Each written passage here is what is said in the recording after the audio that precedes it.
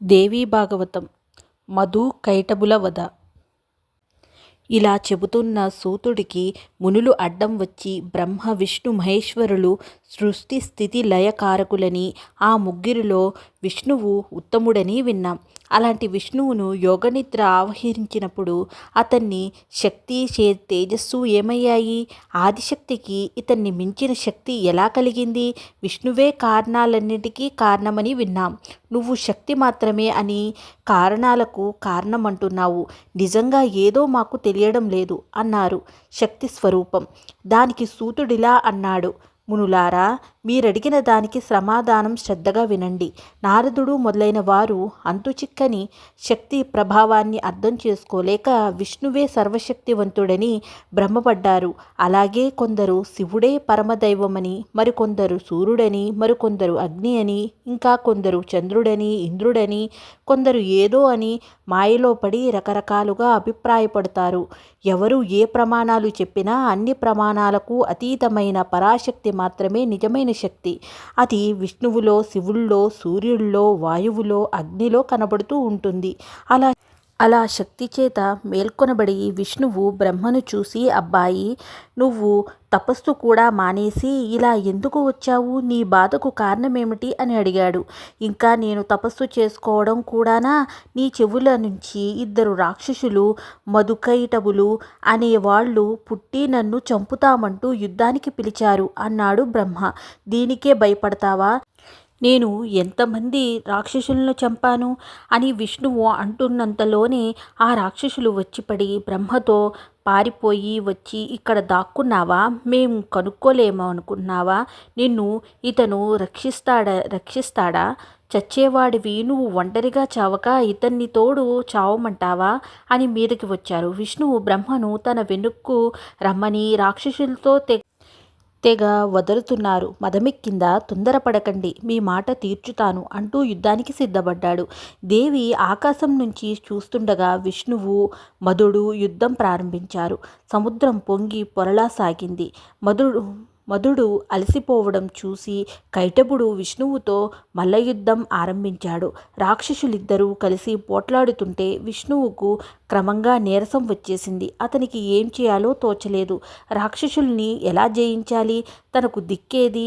విష్ణువు ఇలా అనుకుంటుంటే రాక్షసులు అతనితో యుద్ధం చేయడానికి శక్తి చాలకపోతే మాకు దాసుణ్ణని దండం పెట్టు, లేకపోతే నిన్ను చంపి తరువాత బ్రహ్మను చంపేస్తాం అన్నారు.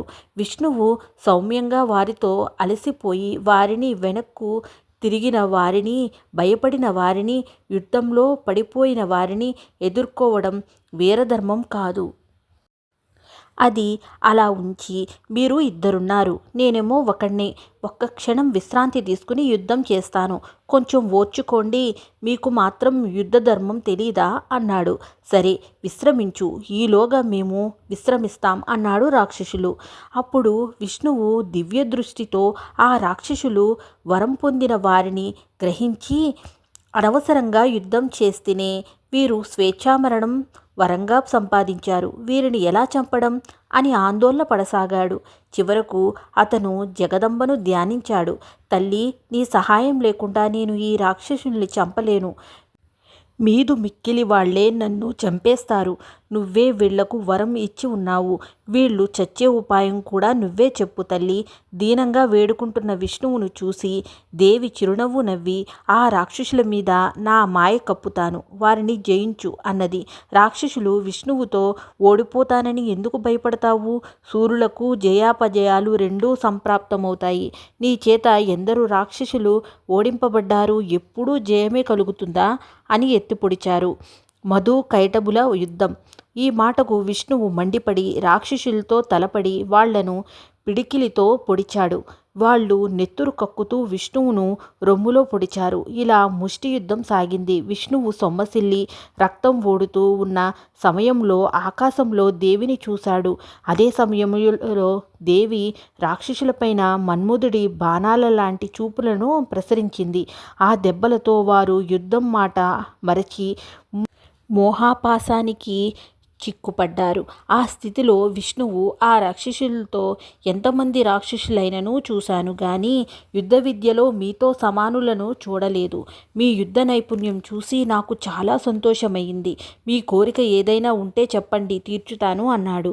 దేవీ ప్రభావం చేత మాయామోహితులై ఉన్న రాక్షసులు విష్ణువు మాటకు అభిమానం తెచ్చుకొని విష్ణువును తుష్కారణంగా చూస్తూ, మేం నిన్ను అడిగేవాళ్లము, నువ్వు ఇచ్చేవాడివినా? కావలిస్తే నువ్వే కోరు, మేమిస్తాం అన్నారు. నేను కోరినది ఇస్తారా? నా యుద్ధం చూసి మీకు ఆనందం కలిగిన పక్షంలో నా చేత చచ్చిపోండి అన్నాడు విష్ణువు. రాక్షసులు కలవరపడి, కొంచెం ఆలోచించు, నువ్వు మాట మీద నిలబడేవాడివైతే మాకు వరం ఇస్తానన్న మాట గుర్తించుకొని నీరు లేని విశాల ప్రదేశంలో మమ్మల్ని చంపు. అలా అయితేనే నీ చేతిలో మేము చచ్చిపోతాం అన్నారు. విష్ణువు నవ్వి తన తొడలు పెంచి, రాక్షసుల్లారా రండి అన్నాడు. రాక్షసులు విష్ణువు తొడలను మించి తమ శరీరాలు పెంచారు. విష్ణువు తన తొడలను, రాక్షసులు తమ శరీరాలను ఇలా పెంచగా చిట్ట చివరకు రాక్షసుల శరీరాల కన్నా విష్ణువు తొడలే పెద్దగా అయ్యాయి. అప్పుడు విష్ణువు తన చక్రాన్ని తలుచుకున్నాడు. అది వచ్చి రాక్షసులను నరికేసింది. వాళ్ళ మెదడు నీటిలో పడి పెద్ద మిట్ట తయారయింది. అది మొదలు భూమికి మేదిని అనే పేరు వచ్చింది. వ్యాసుడి తపస్సు ఇంతవరకు చెప్పిన సూతుడితో మునులు ప్రసంగ వాసన ఇతర విషయాలు చాలా విన్నాం. కానీ కొడుకు కోసం తపస్సు చేయబోయిన వ్యాసుడి కథ అలాగే ఉండిపోయింది అన్నారు. మునులతో సూతుడు వ్యాసుడి తపస్సు గురించి ఇలా చెప్పాడు. నారదుడు చెప్పిన మంత్రం జపిస్తూ సువర్ణగిరి మీద కన్నికార వనంలో వ్యాసుడు తపస్సు ప్రారంభించాడు. ఆయన శక్తిని మనసులో నిలిపి తపస్సు చేస్తుంటే భూమ్యాకాశాలు కనిపించాయి. ఇంద్రుడు భయపడి చేతులను వెంటబెట్టుకొని శివుడి వద్దకు వెళ్ళి, వ్యాసుడు తీవ్రమైన తపస్సు చేస్తున్నాడు, గొప్ప ప్రమాదం వచ్చి పడింది, మనల్ని కాపాడే వాళ్ళు ఎవరు అని ప్రార్థించారు. తపస్సు చేసుకునే వారికి కీడు తలపెట్టరాదు, వాళ్ళు ఇతరులకు చెరుపు చెయ్యరు. వ్యాసుడు కొడుకును కోరి శక్తితో కూడిన నా కోసం తపస్సు చేస్తున్నాడు అని శివుడు దేవతలతో చెప్పి వ్యాసుడి ముందు ప్రత్యక్షమై అతని కోరిక తీరేలాగు వరమిచ్చాడు. వ్యాసుడు తన ఆశ్రమానికి తిరిగి వచ్చాడు. అతను అరణి మదించి అగ్ని చేసి, ఇలాంటి అగ్ని వంటి కొడుకును నాకు ప్రసాదించగల స్త్రీ ఉన్నదా? అయినా ఆడది పెద్ద ప్రతిబంధకం అని అనుకుంటుండగా ఆకాశంలో ఘృతాచి కనబడింది. సమీపంలోనే మన్మధుడు కూడా కనిపించాడు. వ్యాసుడు మన్మధుడి ప్రభావానికి గురి అయి కూడా, ఇది నన్ను మోసగించడానికే వచ్చి ఉంటుంది, పోనీ దీనితో సుఖంగా ఉంటే వచ్చే నష్టమేమిటి? దీన్ని చేరదీస్తే మునులు నవ్వుతారేమో, ఇది నా మీద మనసుంచి నాకు సుఖమే కూర్చుతుందా, లేక పూర్వం ఊర్వశి పురూరవుణ్ణి చేసినట్టు విరహవేదనలో ముంచేస్తుందా అనుకున్నాడు. మునులు సూతుడుకు చెప్పేదానికి అడ్డు వచ్చి, ఎవరండి ఆ పురూరవుడు అని అడిగారు. సూతుడు ఇలా చెప్పాడు. బుధుడి పుట్టుక. బృహస్పతి భార్య తారా అనే ఆమె ఉండేది. ఆమె చాలా చక్కనిది. ఒకనాడు ఆమె చంద్రుడి ఇంటికి వెళ్ళింది. ఆమెను చూసిన చంద్రుడు అమితంగా మోహించాడు. ఆమె కూడా చంద్రుణ్ణి చూస్తూ అతన్ని ప్రేమించింది. ఇద్దరూ మనసులు ఏకం కావడంతో తార చాలా కాలం చంద్రుడి ఇంటనే ఉండిపోయింది. ఆమె తిరిగి రాకపోయేసరికి బృహస్పతి ఆమెను పిలుచుకురమ్మని ఒక శిష్యుణ్ణి పంపాడు. తార వాడి మాట లక్ష్య పెట్టలేదు. బృహస్పతి ఎంతమందిని పంపినా ప్రయోజనం లేకపోయింది. చివరకు ఆయన మండిపడుతూ చంద్రుడి వద్దకు వెళ్ళాడు. ఆయనను చూసిన చంద్రుడు నవ్వాడు. ఒరే, గురువుగారి భార్య తల్లితో సమానంరా. బ్రాహ్మణ్ణి చంపేవాడు, కళ్ళు తాగేవాడు, బంగారం దొంగిలించేవాడు, గురువు భార్యను కామించేవాడు, వీరి నలుగురితోనూ స్నేహం చేసేవాడు పాతకులు. నీకు స్వర్గప్రాప్తి ఉంటుందా? దేవేంద్రుడు నిన్ను శిక్షించడా అన్నాడు బృహస్పతి చంద్రుడితో. దానికి చంద్రుడు శాంతంగా, బ్రాహ్మణులకు కోపం తగునా? రేపో మాపో ఈమె బయలుదేరుతుంది. ఇక్కడే కాపురం ఉండిపోతుందా? ఉంటే మాత్రం తప్పేమిటి? ఈ భాగ్యానికి అంతగా విచారించాలా అన్నాడు. బృహస్పతి చంద్రుడికి ఏ సమాధానం చెప్పలేక ఇంటికి తిరిగి వెళ్ళి భార్య కోసం మరికొన్ని రోజులు చూశాడు. భార్య రాలేదు. బృహస్పతికి విచారం పట్టుకున్నది. ఆయన మళ్ళీ చంద్రుడి ఇంటికి వెళ్ళాడు. బయట కాపలావాడు ఆయన్ను అడ్డగించాడు. అప్పుడు బృహస్పతి గొంతెత్తి, ఒరే దుర్మార్గుడా, ఎంత దారుణానికి ఒడిగట్టావురా! నా పెళ్ళాన్ని నేను చూడడానికి లేకుండా ద్వారంలో అడ్డం పెడతావా? నా భార్య నీకు సొంతము, నాకు దూరము కావటమా? చూడు, శాపం పెట్టి నిన్నేం చేస్తానో అన్నాడు. దానికి చంద్రుడు, నా భార్య నా భార్య అంటావు. సమస్త లక్షణ సమన్వితురాలైన ఈమె నీ వంటి దరిద్రుడి ఇంట ఉండగలదా? నీకు భార్య కావాలంటే తగిన దాన్ని కట్టుకుని సుఖంగా ఉండు. అన్ని శాస్త్రాలు చదివావు గాని ఏం లాభం? ఆడది తనకు తగిన వాడితో ఉంటుందని, తనకు తగని వాడిని విడిచిపెడుతుందని తెలుసుకోలేకపోయావు. ఇన్ని మాటలెందుకు?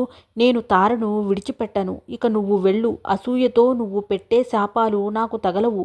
నీ ఇష్టం వచ్చినది చేసుకో అన్నాడు. బృహస్పతి చేసేది లేక ఇంద్రుడి వద్దకు వెళ్ళాడు. ఇంద్రుడు ఆయనను గౌరవించి కూర్చోబెట్టి, స్వామి, విచారంగా ఉన్నావేమిటి అని అడిగాడు. నా భార్యను చంద్రుడు అపహరించి అడిగితే ఇయ్యకుండా పొమ్మన్నాడు. నా భార్యను నాకిప్పించుదువు అన్నాడు బృహస్పతి. స్వామి, నువ్వు విచారించకు, నేను నీ భార్యను విడిపిస్తాను. చంద్రుడు మొండికేస్తే వజ్రాయుధంతో కొట్టి వాడి మదం అణుస్తాను. దుర్మార్గుడా, ఇంత పని చేస్తావా అని ఇంద్రుడు దూతకు చెప్పవలసినది చెప్పి చంద్రుడి వద్దకు పంపాడు. ఇంద్రుడి దూత వెళ్ళి ఇంద్రుడి తరపున చంద్రుడికి ఏవేవో నీతులు చెప్పి తారను విడిచిపెట్టమన్నాడు. చంద్రుడు మండిపడి, ఇంద్రుడు ఎంత నీతిపరుడో నాకు తెలుసు. తార నా మీద ప్రేమను నమ్ముకుని వచ్చింది. ఆమెను ఎలా వదులుతాను? నేను వదిలితే మాత్రం ఆమె తన భర్త దగ్గరికి పోతుందా? నేను ప్రాణాలైనా విడుస్తాను గాని తారను విడవనని ఇంద్రుడితో చెప్పు అన్నాడు.